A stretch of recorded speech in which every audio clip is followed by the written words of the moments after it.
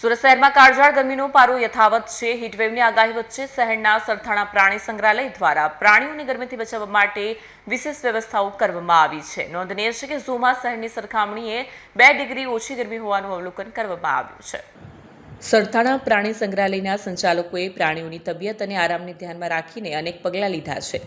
ઝૂના દરેક બિડાણમાં પ્રાણીઓ માટે સતત પાણીના ફુવારા ચાલુ રાખવામાં આવ્યા છે। ઉપરાંત કુલરની પણ વ્યવસ્થા કરવામાં આવી છે। પ્રાણીઓ ઠંડા પાણીમાં નાહી શકે તે માટે મોટા પાણીના ટગ પણ સતત ભરી રાખવામાં આવ્યા છે।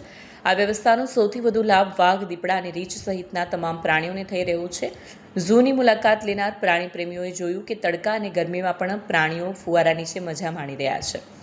સુરતના તાપમાનમાં વધારો થતાં લોકો પ્રાણીઓને જોવા ઝૂ ખાતે પહોંચી રહ્યા છે। તેમના માટે પણ એવી વ્યવસ્થા કરવામાં આવી છે કે તેઓ પ્રાણીઓની નજીક જઈને તેમને હેરાન ન કરે। ઝૂ સંચાલનનો મુખ્ય ઉદ્દેશ્ય છે કે ગરમીના આ વધતા પારામાં કોઈપણ પ્રાણી અસ્વસ્થ ન થાય અને તેમને સંપૂર્ણ રાહત મળે।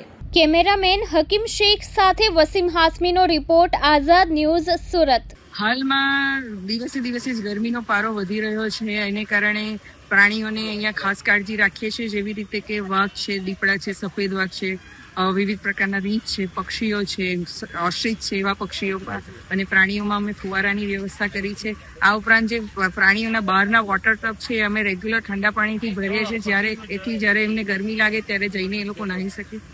આ ઉપરાંત અમે એ લોકોને ફૂડમાં જે આપીએ છીએ, વેજીટેબલ્સ અને ફ્રૂટ્સ, એમાં જ્યુસી ફ્રૂટ્સનો વધારે ઉપયોગ કરીએ છીએ, જેથી કરીને શરીરની અંદર પાણી જળવાઈ રહે। અને પાણીની અંદર, પીવાના પાણીની અંદર દરેક એનિમલની અંદર અમે ઇલેક્ટ્રોલ પાવડર આપતા હોય છે।